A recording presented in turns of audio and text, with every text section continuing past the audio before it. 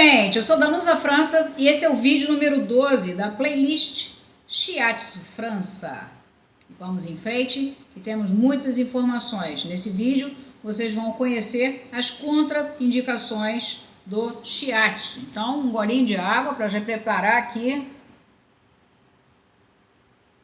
as cordas vocais, para já dar uma hidratada. Enquanto isso, você já aproveita para curtir, para compartilhar esse vídeo, que é extremamente importante, extremamente necessário.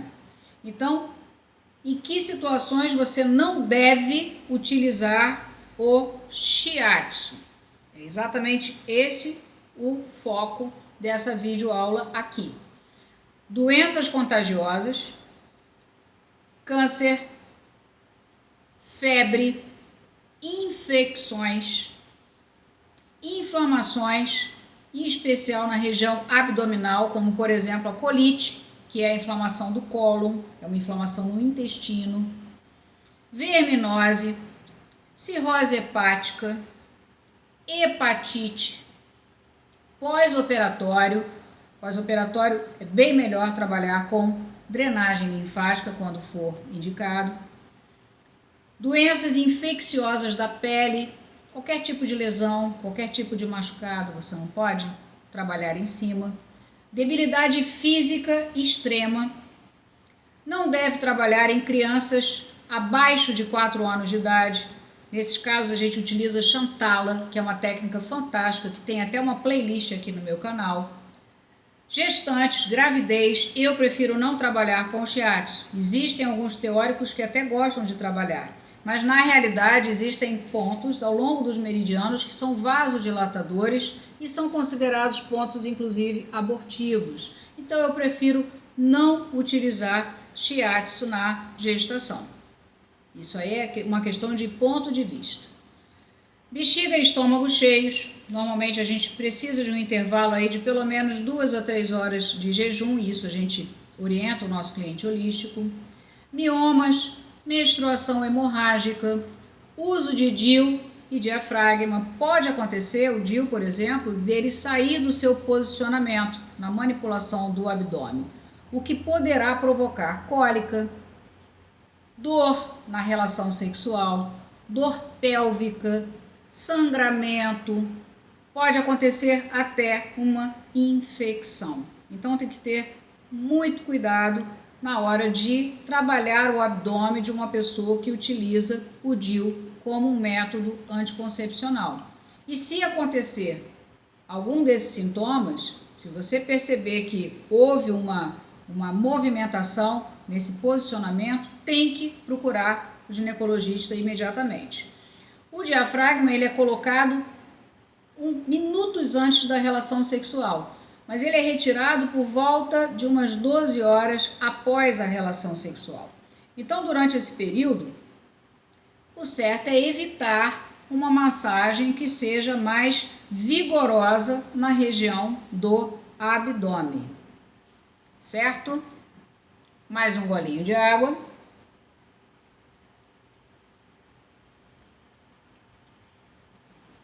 Aproveite para curtir e compartilhar imediatamente esse vídeo, que é muito importante. Eu vou falar agora um pouco sobre algumas orientações dentro da sua rotina de prática de Shiatsu. São observações que são importantes. Primeiro, as mãos, que devem estar sempre limpas. Pode trabalhar com luvas, mas tem que manter sempre as unhas cortadas, devidamente lixadas, sem acessórios, sem anéis, sem pulseiras, sem relógio. Você pode fazer um exercício respiratório rápido antes de você começar, para você encontrar o seu eixo, para você entrar em harmonia. É importante que você tenha um domínio das sequências que serão utilizadas. Ter atenção, ter cuidado, ter precisão na localização dos pontos que você pretende trabalhar naquele cliente holístico. Importante você ter uma noção da intensidade correta na pressão que você pretende utilizar. E é importante também ter uma atenção redobrada com aqueles clientes holísticos que possuem dificuldade na execução de alguns movimentos. que possam ser necessários durante a sua prática do shiatsu. Então você, enquanto profissional, enquanto terapeuta holístico ou terapeuta holística, deve atuar auxiliando, ajustando e, quando necessário, até adaptando as posturas. A duração média de uma sessão completa de shiatsu corporal completo é de 30 a 60 minutos. Para definir esse tempo com exatidão, é importante você analisar a idade, o sexo, a condição geral da saúde do seu cliente holístico, os sintomas que essa pessoa apresenta. Outro fator importante, a pessoa deve ir ao banheiro antes de iniciar o tratamento. Se durante a sessão de shiatsu a pessoa sentir novamente vontade de ir ao banheiro, tem que deixar ela ir, porque o shiatsu ele vai fazer uma desintoxicação. Então pode acontecer essa necessidade de liberação. Então deixe ir ao banheiro e depois retorna ao tratamento. A higiene é importante, a asepsia na região que você vai massagear. Você pode utilizar lenços umedecidos, você pode utilizar álcool 70 com algodão. Você pode até colocar uma gaze ao redor do algodão para ter um atrito maior nas regiões que você queira higienizar. Essa higiene é fundamental. Não há necessidade de você utilizar na prática do shiatsu nenhum tipo de produto, até porque não precisa nem retirar a roupa para receber uma sessão de shiatsu. A limpeza, quando você faz, ela tem que ser num sentido único. Se você começou a limpar de cima para baixo, você vai manter de cima para baixo até o fim. Evite limpar fazendo um vai e vem, ok? Existe algo também importante que eu quero falar, que é o diagnóstico de Hara, da região do abdômen. O Hara, ele é um centro energético, é a central da nossa energia aqui. Nele se concentram os órgãos da digestão. E lá, justamente a energia dos alimentos que a gente consome se transforma em energia vital. No Hara, você avalia tanto a saúde quanto os desequilíbrios. Então, é uma parte fundamental para você fazer uma avaliação do seu cliente holístico. Um Hara saudável, ele vai se apresentar macio, flexível, sem áreas doloridas. Mesmo quando a pessoa apresenta um desequilíbrio, o fato de possuir um organismo forte promove uma rápida recuperação. O Hara fraco, ele apresenta áreas nitidamente sensíveis, duras, rígidas ou flácidas. A pessoa não pode ser considerada saudável, mesmo que esteja aparentemente bem, pelo fato de apresentar um organismo que na realidade não funciona como deveria. Por isso é que a avaliação do Hara é tão importante. E eu vou explicar isso. Ela é muito valorizada principalmente no Zen Shiatsu. E eu vou mostrar isso no passo a passo. O Hara, ele reflete o verdadeiro potencial de saúde. Pelo Hara, a gente consegue verificar a energia dos meridianos principais e as funções orgânicas também.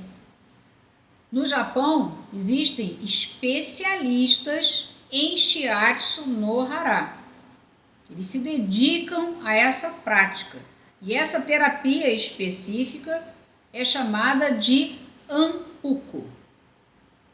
Por ser um grande centro de gravidade natural, quando a gente consegue centrar a consciência no Hara, a gente consegue alcançar um equilíbrio psicológico, um equilíbrio emocional. E isso é extremamente necessário e extremamente grandioso. As emoções, elas se refletem rapidamente no Hará. A ansiedade, a raiva, o estresse, enfim, qualquer outra emoção tóxica que seja forte, ela consegue tensionar o abdômen, que acaba sendo relaxado com a aplicação do shiatsu, permitindo que essa emoção se dissipe, se dilua, se desfaça. Então é muito necessário a avaliação e a prática do shiatsu no Hará. Um golinho de água.